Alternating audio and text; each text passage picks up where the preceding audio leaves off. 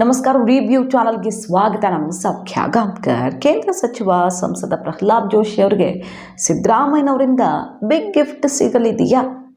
ಈಗ ಮಹತ್ವದ ಬೆಳವಣಿಗೆಯೊಂದು ಕುತೂಹಲಕ್ಕೆ ಕಾರಣ ಆಗಿದೆ. ಲೋಕಸಭಾ ಚುನಾವಣೆ ಹತ್ತಿರ ಆಗ್ತಿದೆ. ಇನ್ನೇನು ಟಿಕೆಟ್ ಫೈಟ್ ಕೂಡ ಜೋರಾಗುತ್ತೆ. ಈ ಹೊತ್ತಲ್ಲಿ ಮಾಹಿತಿ ಮುಂದೆ ಇಡ್ತಾ ಇದೀವಿ. ಮಿಸ್ ಮಾಡದೆ ನಮ್ಮ ಚಾನಲ್ನ ಸಬ್ಸ್ಕ್ರೈಬ್ ಮಾಡಿ, ಹಾಗೆ ನಿಮ್ಮ ಅಭಿಪ್ರಾಯ ಕಮೆಂಟ್ ಮಾಡಿ ತಿಳಿಸಿ.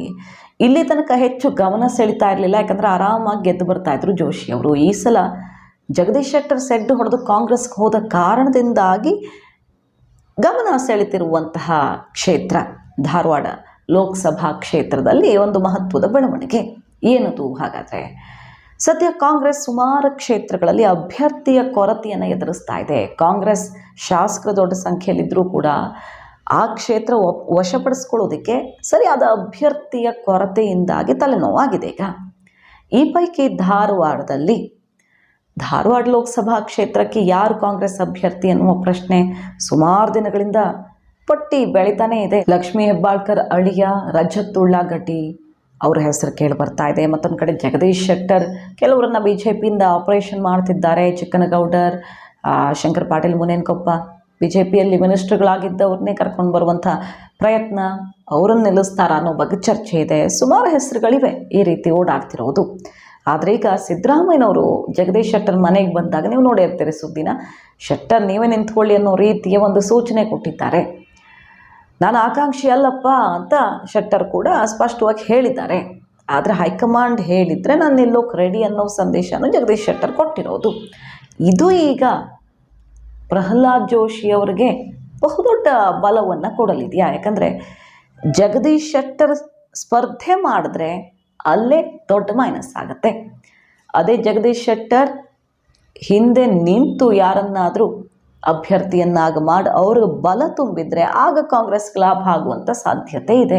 BJP ಬಿಟ್ಟು ಕಾಂಗ್ರೆಸ್ ಸೇರಿ ಇಷ್ಟು ಸುದೀರ್ಘ ರಾಜಕೀಯ ಜೀವನದ ಸೈದ್ಧಾಂತಿಕ ನೆಲೆಗಟ್ಟನ್ನೇ ಬಿಟ್ಟು ಹೊಸ ಪಕ್ಷಕ್ಕೆ ಸೇರಿ ಅಲ್ಲಿ ಚುನಾವಣೆ ಸ್ಪರ್ಧೆ ಮಾಡೋದಕ್ಕೆ ಹೋಗಿ ಶೆಟ್ಟರ್ ಸೋತರು.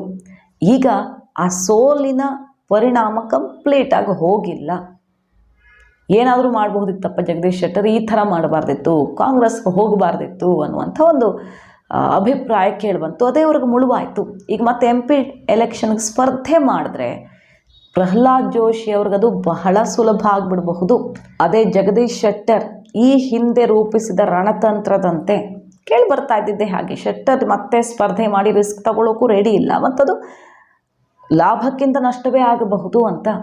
ಆದರೆ ಜಗದೀಶ್ ಶೆಟ್ಟರ್ ಮತ್ತೊಬ್ಬರಿಗೆ ಬಲ ತುಂಬಿ ಎರಡು ಬಲಗಳು ಒಗ್ಗೂಡುವಂತಾದರೆ ಅದು ವಿನಯ್ ಕುಲಕರ್ಣಿ ಯಾರಾದರೂ ಆಗಬಹುದು. ಲಿಂಗಾಯತ ವೋಟ್ ಬ್ಯಾಂಕನ್ನು ಒಗ್ಗೂಡಿಸಿ ಆಗ ಒಂದು ಟಫ್ ಫೈಟ್ ಏರ್ಪಡಬಹುದು ಕಾಂಗ್ರೆಸ್ ಮತ್ತು BJP ನಡುವೆ. ಶೆಟ್ಟರ್ ಬಂದರೆ ಬರಲಿ, ಒಳ್ಳೇದಾಯಿತು, ಇದ್ದೇ ಕ್ಷೇತ್ರದಿಂದ ಸ್ಪರ್ಧೆ ಮಾಡ್ತೀನಿ, ಕ್ಷೇತ್ರ ಬದಲಾವಣೆ ಸುದ್ದಿ ಎಲ್ಲ ಇಲ್ಲವೇ ಇಲ್ಲ, ನಾನು ಇಲ್ಲಿಂದಾನೇ ಸ್ಪರ್ಧೆ ಮಾಡ್ತೀನಿ, ಶೆಟ್ಟರ್ ಬಂದರೂ ಒಳ್ಳೇದಾಯಿತು ಅಂತ ಅವ್ರ ರಿಯಾಕ್ಷನ್ ಬಂತು. ಸೊ ಪ್ರಹ್ಲಾದ್ ಜೋಶಿ ಅವರಿಗೆ ಕಾಂಗ್ರೆಸ್ನಿಂದ ಶೆಟ್ಟರ್ ಅಭ್ಯರ್ಥಿಯಾದರೆ ಬಹುದೊಡ್ಡ ಲಾಭವಾಗುವಂಥ ಲಕ್ಷಣ ಕಂಡು ಬರ್ತಾ ಇದೆ.